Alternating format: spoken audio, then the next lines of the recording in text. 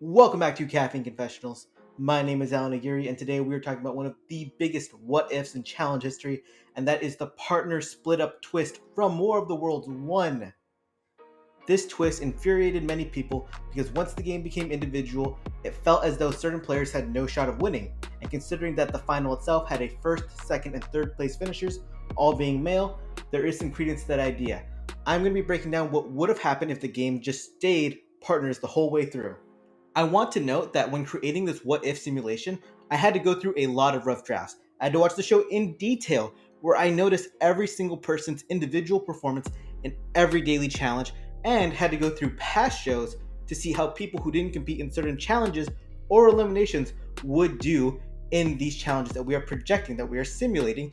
Along with that, I had to ask the opinions of many other challenge experts because even though I have my own expertise, I gotta remove my biases towards certain players, and thus you have to poll other people.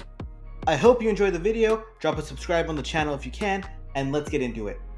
Before we jump into the daily challenges and eliminations, I need to explain some format rules to you. Number 1, the tribunal is gone. When there were 16 teams, 14 teams, 12 teams, even 10 teams, a tribunal made sense. Because that's a lot of teams, and having 3 winners, that rewards teams who did well despite the fact they didn't come in first. Whereas now that we're down to 7 teams, we're only gonna have one power team. That power team will vote a team into elimination. Number 2, that team that gets voted into elimination can pick anyone out for elimination duel style like this season has gone already, except for the power team, because that team has immunity. Number 3, the relic doesn't exist anymore. Similar to immunity idols on Survivor, there is a limit to them, and at Final 7, that seems like a fair time to get rid of the relic. Now that we have that out of the way, I'm going to give you a quick reminder on who the 7 teams were when they made the split up twist. They were Bear and Devon, Georgia and Hunter, Kyle and Maddie, Wes and D, Turbo and Nani, Polly and Ninja, and Theo and Kara. For the challenges they competed in as individuals, we will take their rank as individuals and then average them together, and whoever has the best average or total wins. An example, for our final 7 daily challenge, the players are competing in Fandemonium. You will remember this as the challenge where players carry giant medicine-sized balls from one area to another while a giant fan blows them back. Originally, the players who transferred the most balls in the fastest amount of time would make it into the tribunal. For this, it is the team with the combined total amount of balls in the fastest time that we are putting in the tribunal, and our power team with 14 total balls, 7 from each player, is Kyle and Maddie. Our runners-up are Turbo Nani, Polly Ninja, and Theo and Kara. What's funny is that neither Kyle or Maddie made it into the tribunal in the actual War of the Worlds, but based on this format, they are the best duo together. Switching over to politics, Kyle and Maddie throw Polly and Ninja into elimination as Polly and Kyle have their rivalry going on. Polly and Ninja now have to pick a team for elimination to face, and they aren't going to pick Kara and Theo for obvious reasons. They aren't going to pick Devon because Polly and her have a bond. They aren't going to pick D and West because Ninja's best friend in the game is D, and that leaves you with Turbo and Nani and Hunter and Georgia. Polly seems to have an alliance at one point in the game with Turbo, and because of that, we assume that he picks Hunter and Georgia for elimination. The elimination between Hunter and Georgia was called King of the World. It mixed trivia with the classic headbanger elimination balls in. If this was just trivia, Polly and Ninja run away with it. If it was just balls in, I would take Hunter and Georgia personally. The fact it mixes both elements made this elimination a total toss-up to me. I had to confer with a ton of challenge experts and fans, and the overall opinion, majority said that Polly and Ninja would win. And the reason they think they would win is because the mental aspect of the game. As strong as Georgia and Hunter are physically, they're dumb as rocks. Meanwhile, Polly and Ninja actually have some brain cells on them and are no slouches athletically.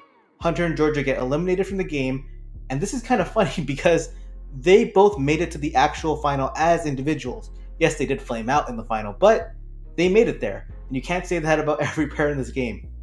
After Hunter and George's elimination, we move on to Highway to Hell, which is the final 6 daily challenge in which players had to complete a slider puzzle while on top of a moving car. This is really easy because Wes and D literally came in 2nd and 3rd place individually, and the only person who beat them was Maddie, and her partner DQ'd. So based on the averages, Wes and D are the power team for this challenge. For politics, Wes and D throw in Baron Devon into elimination as they've already done it twice earlier in the season. Baron Devon must pick an opponent. They're not going to pick Polly's team because Devon and Polly are close. They're not going to pick Theo because that's Bear's #1 ally. That leaves us with 2 teams, Kyle and Maddie and Turbo and Nani. Their official pick for elimination is Turbo and Nani because Nani was the deciding vote that put them into their second elimination, and Turbo had nominated them earlier in the season because of Bear's actions. I also believe that Maddie and Devon actually had a pretty good friendship on the season as well. For Turbo and Nani and Devon and Bear's elimination, I did not want to use the chair elimination that they actually used at this point in the season. So I went to Twitter and I threw up 4 classic challenge eliminations and asked people to vote on which one should replace it. I didn't tell them that I was doing a simulation, but the fans voted overwhelmingly for Not So Fast to replace it. Now, Nani has already competed in Not So Fast in her challenge career twice and won. Add in the fact that her and Turbo have great team chemistry and great cardio, going against a duo in Devon and Bear who have terrible team chemistry, and cardio is their weakest feature. It's a runaway win for Turbo Nani. Even if we use the dumb chair elimination, we know that Turbo is really damn good at taping people up, thus we project them to win anyway. I feel bad for Devon because splitting up from Bear was one of the best things to happen to her game, and she would have won 3 eliminations without him. Instead, she's just at 2 and they come in 6th place. After Devon and Bear's elimination, we have the hardest daily challenge to project, and it is the final daily challenge, Day of Reckoning. Players have to go into a junkyard and carry as much stuff and bring it to a bin in which the team who has the heaviest amount of weight wins. For starters, Kara and Theo actually participated in this challenge together and did not make it into the tribunal, so we know they aren't winning. Along with that, Kyle and Maddie competed in this challenge separately and neither won, thus we can assume that they won't finish first place overall. Next, we have Wes and D, and while Wes won this challenge originally, because we know D didn't, we are going to assume that they come in 3rd place together and do not win first place overall. That means it's between Turbo and Nani and Polly and Ninja. Turbo had the right strategy when it came to this challenge, and he won it with Ninja originally, in which he was just trying to carry the heaviest material available. Nani is great in obstacle courses, she's great at carrying weight, she has good size on her. Meanwhile, Polly and Ninja's cardio is excellent. After polling multiple challenge experts, it was such a split down the middle that I had to do a coin flip poll on Twitter. I just wrote heads or tails, didn't tell people what it was about, gave them 15 minutes. Heads stood for Polly and Ninja, and tails stood for Turbo and Nani. Tails won by 1 vote. Turbo and Nani win the daily challenge. And apologies if you hate that, but the challenge is so luck-based at times that maybe that's the deciding factor. Maybe it is all coin flip at the end of the day. With Turbo and Nani as the power team for the final elimination, they pick Kyle and Maddie. Wes is Nani's number 1 ally at this point, and Turbo is good friends with both Polly and Kara. Along with that, he voted Kyle and Maddie into 1 elimination prior to this season, and in the actual season when the game went individual, he voted in Kyle an additional 2 times. Kyle and Maddie picked Polly and Ninja for the final elimination, and what a banger that is to end a season. The Polly, Ninja, and Kyle Maddie elimination is Hall Brawl. Maddie defeats Ninja because even though Ninja is athletic and strong and will try her best, Maddie overpowers her. There's just too much of a size difference to overcome. She wins the female round. The male round is much more competitive because Polly is fast, good on his feet, and is athletic. However, we saw Kyle take 1 out of 3 rounds against Theo, who is bigger, faster, and more athletic than Polly. Kyle is great in headbangers and has a significant amount of size on Polly. I pick him to win this Hall Brawl, and I pick Kyle and Maddie to win overall. Just to make sure, I polled a few people, and a majority of them also go with Kyle and Maddie. Polly and Ninja come in 5th place, which is a big step down for Ninja, as she was the number 1 female on War of the Worlds 1, and then you have Polly, who again misses the final just barely, but in a completely different way. This means our 4 teams going to the final are Kyle and Maddie, Turbo and Nani, Wes and D, and Kara and Theo. I want to note before projecting the final, there are some key differences. We are getting rid of the elimination at the end of day 1, the purge at the end of day 2, and the sabotage twist, aka the Connect 4 game, the little trivia game, and the fact that you can give another competitor extra food. We are replacing the sabotage twist with basic puzzles that you would see in any final, and the eating twist is just all players have to eat the same amount of food. When there are 8 players running a final versus 3 or 4 pairs, there's a big difference in the way the final itself operates, and purges are just unnecessary. They're bad twists, and we're trying to fix this season at the end of the day.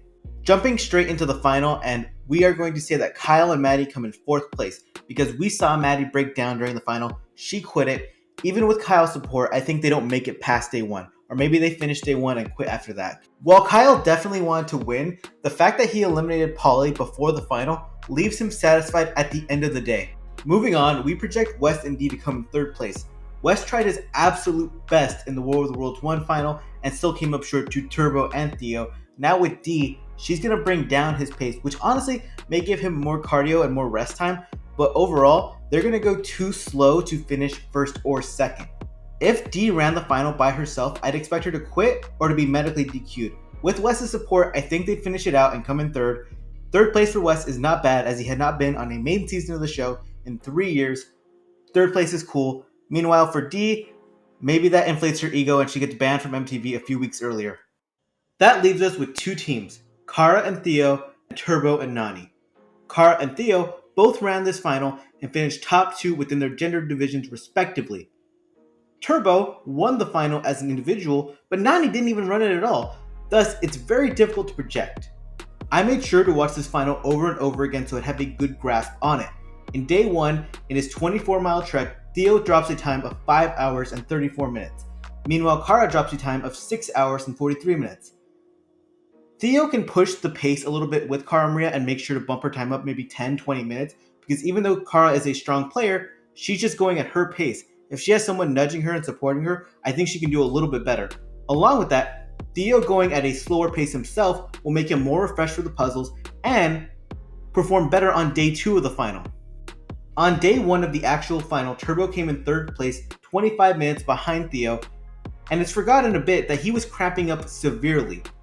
However, if he played with Nany and he was going at a much slower pace to accommodate her, his body was probably in better shape. He probably does better in the puzzle as well. But the big question mark is Nany. And while Nany performed well in the Free Agents final, that was 4 years ago. And it's the only final she's ever competed in. While her cardio is definitely not bad, she is a smoker and we've never seen her have to push the pace and actually win a final. As well as Nany did in the Free Agents final, she was just trying to keep up. She's never been in the lead in a final, and that's a completely different mindset you need to have. Likewise, the only reason Nany was close in that final is because Zach died on the mountain during his portion with Laurel. Had that not happened, Laurel wins by a significant margin, and Laurel's Achilles heel as a challenge competitor is her endurance.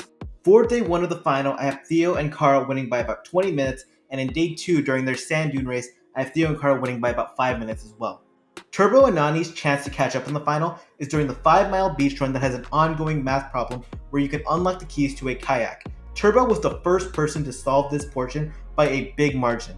Along with that, Theo and Kara were the 2 people out of the 5 who participated in it who struggled the most. This is where Kara got purged. Turbo and Nany gained significant ground, but is it enough to win? Well, it is time to give the final results. Sadly, in second place is Turbo and Nany. As much as I would love to give Nany the title of Challenge Champion, her sample size just isn't big enough to think that she would win the 50-mile hardest final in Challenge history. I think her and Turbo would come really close, they would try their best, they'd be a great pair, but they just come up short. Regardless, Nany coming in second place in the hardest challenge final ever after a 3-year break would be the most epic comeback ever. I am curious though, if Turbo doesn't win the season, do they edit him as a superhero as much as they did? I don't know. I mean, people would still love him in Turkey, but maybe fans in America wouldn't love him as much as they did. Also, that means the winners of the Challenge War of the Worlds 1 are Cara Maria Sorbello and Theo Campbell. From day 1, Theo picking Cara Maria 3rd overall was a total steal. They won the first daily challenge together as a pair. They made it into a bunch of tribunals together. And they both have the endurance to run a final, and as we saw in the actual season, were top 2 within their gender divisions each. They kill this final, they become champions. Cara is now a 3-time challenge champion, and we look at her way differently than we do now because 3 titles ties you with Evelyn and Cara for most all time, and Theo in his rookie season takes it all. That is huge. We look at Theo in a different way, we look at Cara in a different way, and as a season, a great team wins a great season. While the final product might not necessarily be what you wanted, I hope you at least enjoyed the experience. The simulation took a lot of effort, and I want to thank all the people who I bounced so many questions off regarding what would happen in different scenarios. You were a ton of help, and if you can, for watching the video, drop a comment on which team you wanted to see win the most. Drop a like and subscribe if you can, and have a great day.